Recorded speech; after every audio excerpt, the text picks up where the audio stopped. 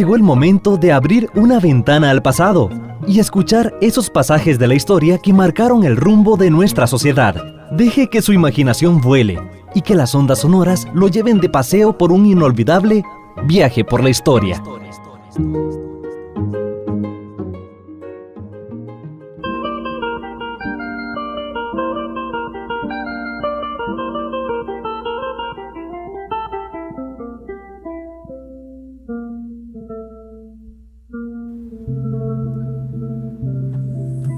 A partir de 1890,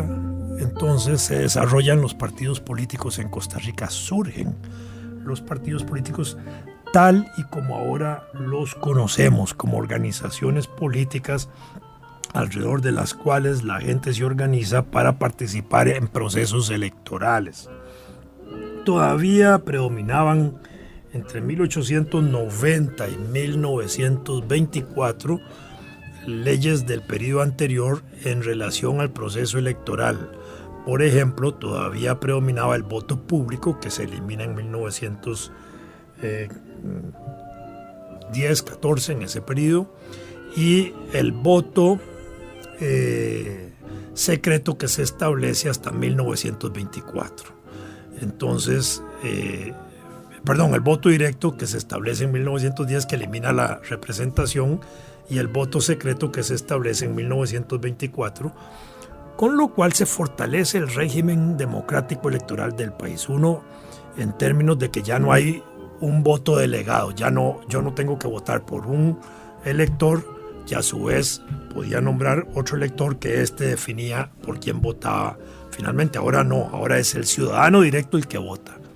igual que como lo hacemos hoy nosotros. Y se eliminó el voto público, con lo cual se garantizó la secretividad del voto, que es muy importante porque se provoca lo que podríamos llamar un voto de conciencia, donde la persona en el recinto electoral, en la urna electoral, solo con su conciencia, toma la decisión de por quién votar, sin que lo estén viendo y sin que lo estén presionando emocional o públicamente. En ese sentido, hay un avance muy significativo del proceso electoral. Allá por 1889, también el presidente José Joaquín Rodríguez propuso el reconocimiento de voto de la mujer.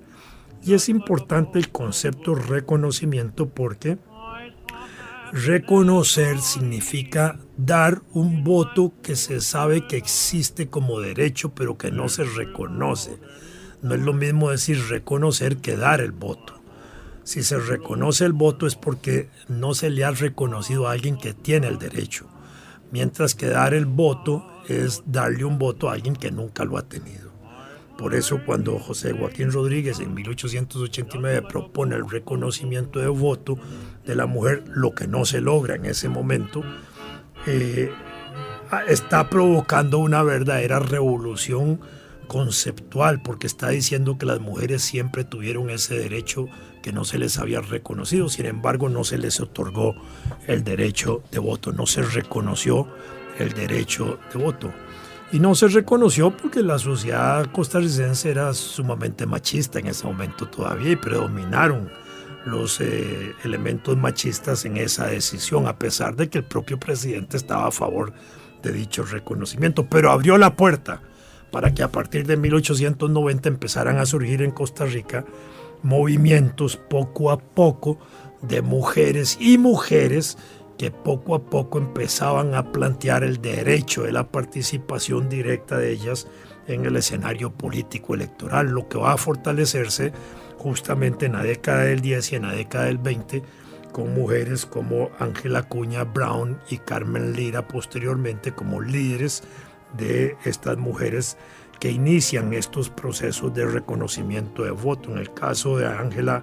Acuña, porque inicia la Liga Feminista y la organización orientada a la lucha por el voto, en paralelo con los movimientos feministas electorales que habían en escala internacional en Inglaterra, en Estados Unidos, en Europa. Y en la década del 20 con Carmen Lira, que también incorporada a la lucha política y social, plantea la participación de la mujer en el escenario político electoral, solo que en dos dimensiones distintas. Mientras Ángel Acuña y la Liga de las Feministas hacía un planteamiento muy anti-hombres en términos del derecho de el voto,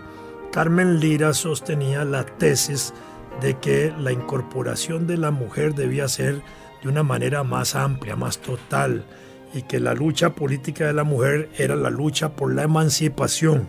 de la mujer y de la clase obrera y de los trabajadores en general, y que solo emancipando la totalidad se emancipaba, se liberaba, digamos, la mujer, y solo en la lucha de los derechos generales se ganaba también la lucha de los derechos de la mujer. Esa fue una discusión que se dio a finales de la década del 20, pero finalmente lo importante es que ya habían los movimientos de mujeres orientados a la obtención del voto. Entonces, decimos que a partir de 1890 solo a través de partidos políticos se puede participar en procesos electorales como se hace hoy, tanto para elegir presidentes y vicepresidentes como elegir diputados. Entre 1848 y 1948, los vicepresidentes que se llamaban designados a la República, a la presidencia de la República, no eran de voto popular. Estos los escogía el Congreso de la República. Solo el presidente era de elección popular. Los designados los nombraba el Congreso de la República. Por eso es que se producen a veces situaciones como la de Alfredo González Flores, en la cual participaron en la elección de 1914 tres partidos políticos con tres ilustres ciudadanos: Rafael Iglesias, que había sido 8 años presidente de la República; el doctor Carlos Durán, que había sido presidente de la República, uno de los hombres más brillantes, médico muy importante del país; y Máximo Fernández, uno de los líderes republicanos y el Partido Republicano y de los líderes del movimiento liberal más importantes de finales del siglo XIX y principios del siglo XX. Ninguno de ellos obtuvo los votos suficientes para ser electo, y de acuerdo a las leyes electorales de la época, los resultados de las elecciones se pasaban al Congreso de la República. Este pase del resultado de las elecciones llegó hasta 1948 en Costa Rica, donde el Congreso era el que recibía el informe electoral de las elecciones y le daba el visto bueno. Podía decir estamos de acuerdo, o podían decir no estamos de acuerdo. En el caso de 1914, entonces en el Congreso o Asamblea Legislativa, al conocerse el resultado de las elecciones, que ninguno de los candidatos había sacado el porcentaje, dentro del Congreso los diputados no se ponen de acuerdo para elegir al presidente de la República entre quienes habían participado como candidatos, y al no ponerse de acuerdo en la elección de escoger entre ellos, se ponen de acuerdo en escoger los designados a la presidencia, que era una potestad del Congreso. Y una vez que nombran los designados de la presidencia, llaman a ejercer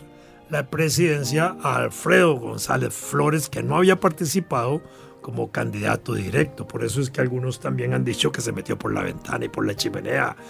y hasta han dicho que fue un proceso inconstitucional, lo cual no es cierto, porque la Constitución permitía ese procedimiento de esa forma. Y así se inicia el periodo del gran reformador de Costa Rica, el primer gran reformador del siglo XX costarricense, que fue Alfredo González Flores. Entonces ahí arranca ese proceso, pero esto era para entender eso. El otro ejemplo ilustrativo que nos permite entender cómo el Congreso era el que conocía los resultados de las elecciones es 1948, justamente 1948, cuando hay una tensión muy fuerte en la vida nacional con motivo de la década del 40-48, los gobiernos de Rafael Ángel Calderón Guardia y Teodoro Picado Michalski por las reformas sociales, la reacción que hay contra eso, la guerra civil, etc. Pero el resultado es que las elecciones del 48 se imputan de ilegales, de que hubo fraude. El Congreso conoce el informe electoral que se presenta a su discusión. Como hay un dato entre ellos de un propio magistrado del Tribunal Electoral de esa época, Max Cover-Bolandi, que dice algunas irregularidades que hubo, el Congreso, que tenía la facultad de desconocer o aprobar las elecciones, desconoce las elecciones del 48, y eso es lo que motiva el origen de la guerra civil del 48, de lo que hablaremos en algún otro programa más adelante. Esto es nada más para ilustrar que el Congreso era el que tenía la potestad de decidir sobre resultados electorales y para entender situaciones en periodos históricos del 14 o del 48 o de antes, que también era igual. Entonces, aquí lo importante es que empiezan ya a definirse los grandes partidos. Para finales del siglo XIX surgió una situación muy especial y particular, porque se produjo entre el nacimiento de los primeros partidos políticos el llamado Partido Unión Católica. El Partido Unión Católica fue un partido que impulsó la Iglesia Católica costarricense con la intención de agrupar, obviamente, a los católicos costarricenses alrededor de líderes civiles católicos, porque no podían ser sacerdotes, y ganar la presidencia de la República con el ánimo de derogar las leyes liberales que en 1884 se habían aprobado, que, digamos, limitaban el ejercicio de la Iglesia costarricense en el país. Entre otras medidas, las leyes liberales establecieron la separación de la Iglesia y el Estado en materia educativa. No se enseñaba religión en los colegios y en las escuelas. Se dejó la religión en manos del hogar, de la casa y de la iglesia. Y estas leyes duraron hasta 1940. Estamos hablando que duraron casi 50 y pico de años, y sin embargo la sociedad costarricense no se hizo menos religiosa. Yo me atrevería a pensar y a decir que en ese periodo de separación de la educación de la iglesia y el Estado costarricense, se fortaleció más la cuestión religiosa, porque como no se daba en iglesia, había que fortalecerla o en el hogar o en la iglesia. Entonces las familias de tradición católica, que eran la mayoría en Costa Rica, pues enfatizaban más en la enseñanza de los valores cristianos y de los principios cristianos, ya fuera por el estudio del catecismo, tanto para la primera comunión y la vida inicial religiosa, como en la práctica de asistencia a los oficios religiosos. La separación de la Iglesia y del Estado correspondía fundamentalmente a conceptos importantes de administración pública y de administración del Estado, dejando el ámbito de lo político a lo civil y dejando el ámbito de lo moral religioso a la intimidad del hogar, de manera que no se gobernara con valores de influencias religiosas, sino por valores de carácter civil. Pero esta era una discusión que venía desde el año 1500. Ya Maquiavelo había señalado en El Príncipe, su famoso libro, esa separación, y aunque lo había dicho de una manera muy irónica, diciendo que el príncipe no debía ser religioso, aunque sí debía aparentarlo, ¿verdad? Y que tampoco se debería gobernar por razones morales, sino por decisiones políticas, dando a entender y separando los espacios del quehacer político de los otros quehaceres de la sociedad, y dándole la autonomía al Estado de la vida política tal y como hoy la vemos. Entonces, separar la iglesia era también impedirle a la iglesia que opinara de asuntos públicos políticos, donde las decisiones debían tomarse con ese criterio y no por influencia religiosa. Por otro lado, porque la Iglesia Católica se entendía como una dependencia de la Iglesia Romana, de Roma, y en términos políticos no se podía tener, digamos, una adherencia o una dependencia de ningún poder extraño. El poder político debía ejercerse de una manera soberana. Por eso se impide también que la presidencia de la República, la presidencia de la Asamblea Legislativa o la presidencia de la Corte Suprema de Justicia, como poderes públicos, los tenga un sacerdote, porque un sacerdote le debe obediencia a su obispo y el obispo al cardenal y el cardenal al papa. Y en ese sentido el presidente de la Corte, el presidente de la Asamblea Legislativa y el presidente de la República no pueden estar sometidos a nadie, ni moral, ni espiritual, ni políticamente. Tienen que actuar con soberanía y respondiendo eso a ese concepto también de soberanía popular o soberanía del pueblo. En ese sentido es que se separa Iglesia y Estado, lo cual no quiere decir que tenga que haber una persecución ni a las ideas religiosas ni se impide el ejercicio de la práctica religiosa, eso no se impide. Las reformas liberales también condujeron a la nacionalización de los cementerios o la secularización de los cementerios que hasta esa época eran administrados por la Iglesia Católica. Pero por esas mismas razones de administración de la Iglesia Católica no se permitía el entierro en los cementerios de personas que se suicidaban, que morían en duelos o de otras religiones. Y a esa época, la segunda mitad del siglo XIX, empiezan a llegar procesos migrantes muy importantes a Costa Rica asociados a personas de tradición religiosa no católica que empiezan a fallecer en Costa Rica. Y por otro lado se producen algunos duelos famosos en Costa Rica de personalidades políticas famosas donde mueren algunos de ellos, donde los sacerdotes se oponían a su entierro en Cartago y entonces el Estado tuvo que intervenir en los cementerios para que fueran sepultados debidamente o para que personajes extranjeros que estaban invirtiendo plata en Costa Rica o que venían a trabajar a Costa Rica fueran enterrados dignamente en los cementerios administrados por la Iglesia. En ese sentido se oponían los curas, entonces hubo que intervenirlos para que pudieran permitirse. Eso dio origen también a que se creara un cementerio para extranjeros. Entonces medidas de esa naturaleza se dieron. La otra fue otras medidas de ese periodo liberal anticlerical, no antirreligioso, fue la prohibición de cobrar diezmos y primicias, que eran impuestos de privilegio de la Iglesia. Se prohibió algo muy curioso, que los sacerdotes y las monjas de la época anduvieran en sotana públicamente, no solo en la iglesia y en los actos públicos religiosos, no podían andar en la calle, digámoslo así. Después se prohibió los festejos de carácter religioso, de carácter que fueran públicos fuera de la iglesia, haciendo excepción de los días de los santos de las comunidades y los días de jueves y viernes santos, y que fueran actos casi restringidos a darle vuelta a la iglesia. Ya una comunidad muy pequeña, no podían andar ahí por todo lado. En ese sentido hubo restricciones de actos litúrgicos de esa naturaleza. Por eso es que se crea el Partido Unión Católica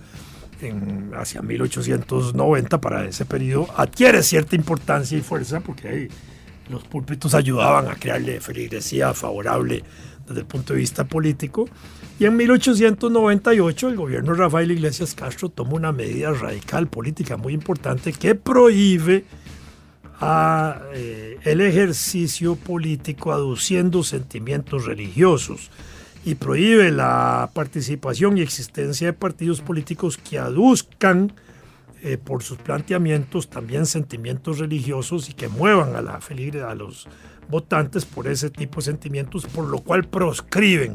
al Partido Unión Católica y lo sacan del ejercicio político, obligando a que se fortalezca más ese sentido civilista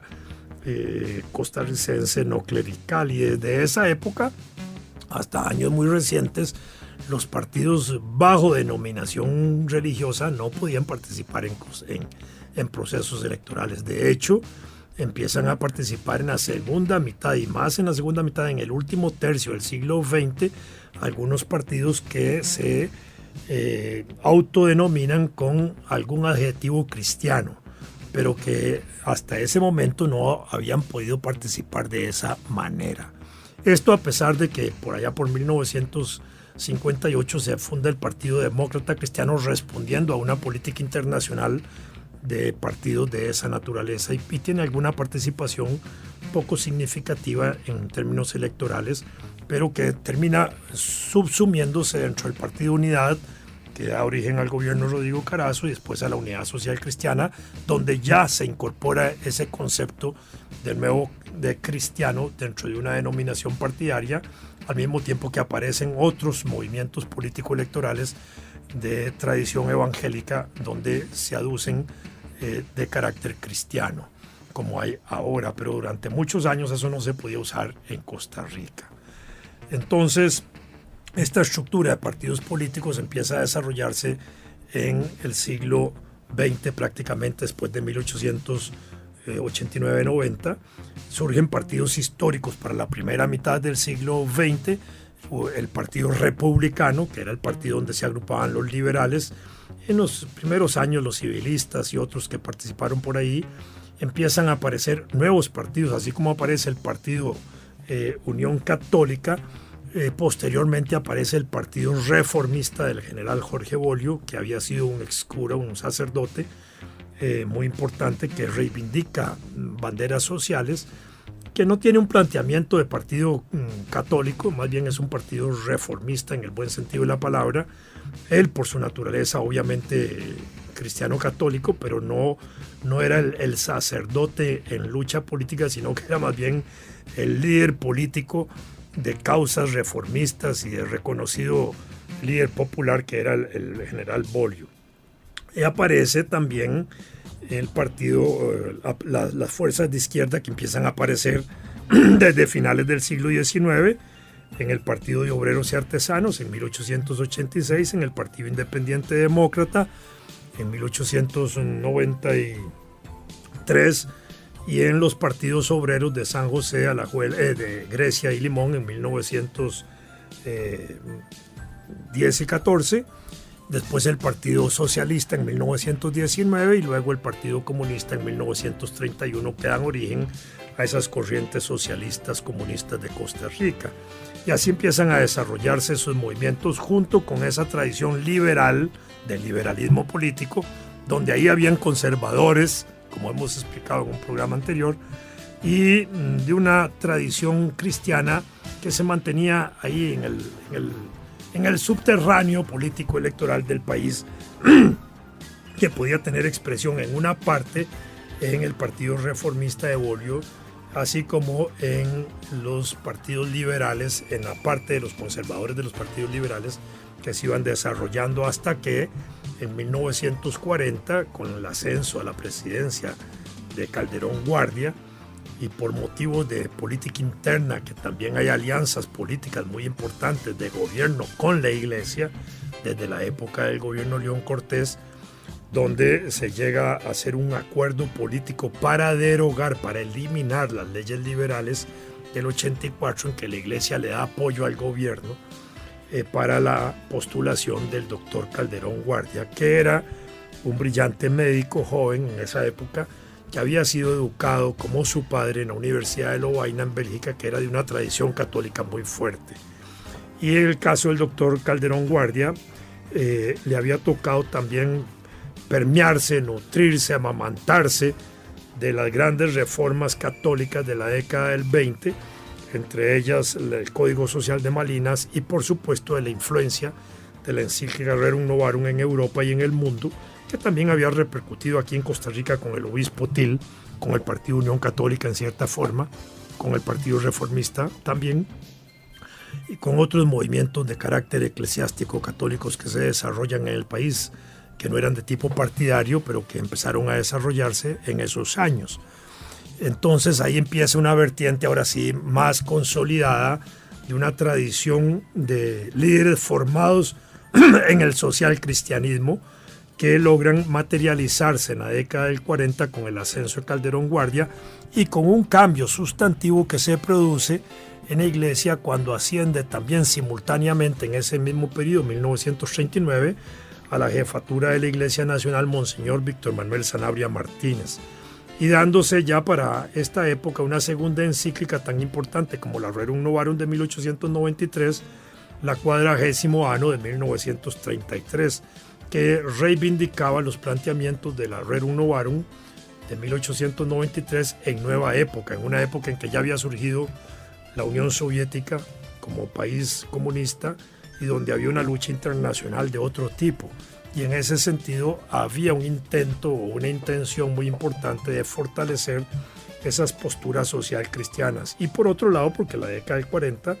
es una década de ascenso del fascismo en Europa, del nazismo en Alemania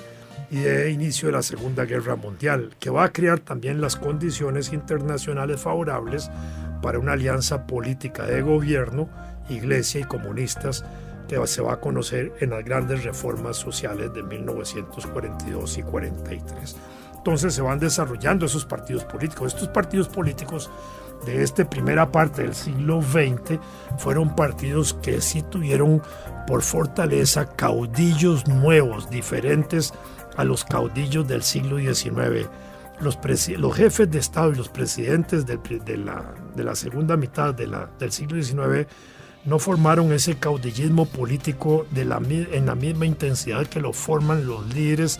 especialmente después de 1906, cuando asciende a la presidencia don Cleto González Víquez, le sucede Ricardo Jiménez y le sigue Alfredo González Flores. Después hay un periodo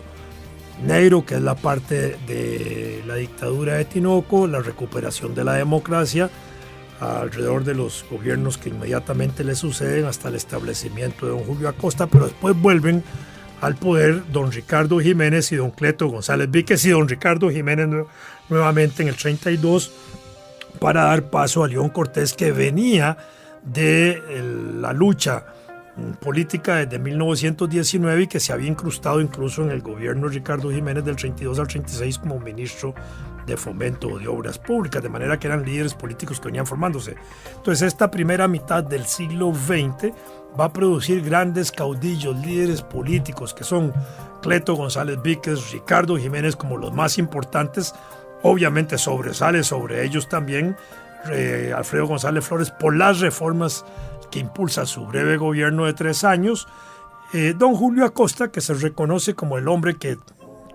termina, digamos, restituyendo la democracia en el país, pero que le entrega de nuevo a Ricardo Jiménez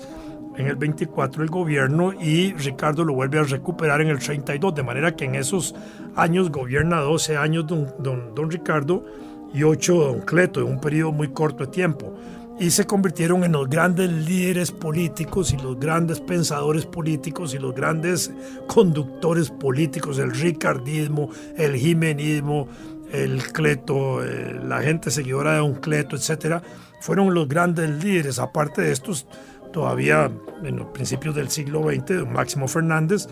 obviamente Alfredo González Flores, aunque lo opaca mucho el golpe de Estado y esa situación, y después en el periodo del 36 al 40 con fuerza se levanta León Cortés y el cortesismo como una corriente política. Entonces hubo corrientes políticas que fueron correspondientes al seguimiento que se le hacía a estos grandes líderes políticos: el ricardismo o el jimenismo por Ricardo Jiménez, el gonzalismo o el cletismo por don Cleto, el cortesismo por León Cortés. Y ahí se inicia esa formación de corrientes políticas nuevas del siglo XX que correspondieron a la identificación con grandes caudillos que movilizaban, ahora sí, poblaciones alrededor suyo para ir a la votación directa, porque era la población directa la que votaba, los electores directos. Y como no había una prensa como la que hay ahora, ni televisión, ni radio como la que hay ahora, ni medios de comunicación digitales como los que tenemos ahora, entonces para las grandes campañas políticas tenían que hacerse movilizaciones de personas. Entonces se procuraba mover pueblos enteros, y las movilizaciones de gente se hacía a caballo, cabalgatas. Cuando un candidato iba a un pueblo, pues lo recibían en cabalgatas. Los partidarios, cuando se hacían las concentraciones, se movían con caballos y con gente caminando, etcétera. Y cuando se hacían grandes concentraciones, se movilizaba gente a esas grandes concentraciones, y a veces se movilizaba la gente colocada por las poblaciones que se movilizaban. Entonces, por poner un ejemplo, venía la gente de Escazú, después la de Santana, la de Puriscal, la de San José, la de Tibás, etcétera. Se colocaba toda en fila. Y esa colocación de personas permitía también a los contrarios ver más o menos cuánta gente se movilizaba a esas comunidades, para tratar de movilizar de esas mismas comunidades más gente y hacer también un opacar, digamos, a la manifestación contraria de esa manera. Por eso se impuso ese tipo de campañas electorales de grandes movilizaciones populares alrededor de sus líderes políticos, de los partidos que propiciaban las candidaturas presidenciales, y ese tipo de situaciones se mantuvo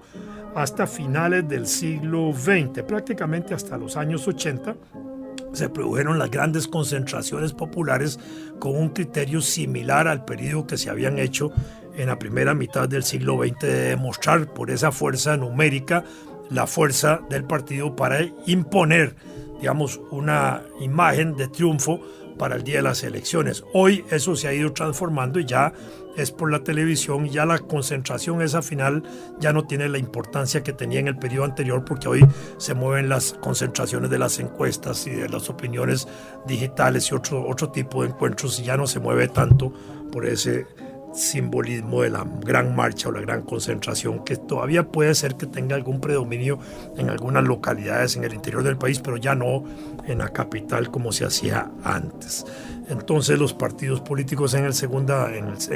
XX dan origen a esos caudillismos que empiezan a identificarse ahora sí con el nombre de los grandes líderes. En la segunda mitad del siglo XX eso tiene todavía más fuerza, porque son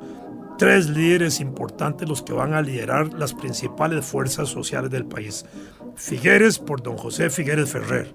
y el figuerismo que le da origen. Calderonismo por Rafael Ángel Calderón Guardia, que es el que le da origen. Y morismo por Manuel Mora, jefe de los comunistas, que le da origen a ese concepto morista. Estas son como las grandes marcas políticas de la segunda mitad del siglo XX. Hubo otras marquitas pequeñas que fueron de ocasión, de momento, que fueron aquellas marcas que se dieron solo para la campaña electoral, para una campaña electoral concreta donde habían candidatos concretos. Entonces era el nombre del candidato para esa campaña y nada más, pero predominaban sobre ellos siempre esos otros mantos de liderazgo político reconocido de carácter nacional de grandes dirigentes políticos. Si uno lo quisiera continuar a nuestros días, algunas de sus marcas claves hoy lo que tienen son franquicias políticas.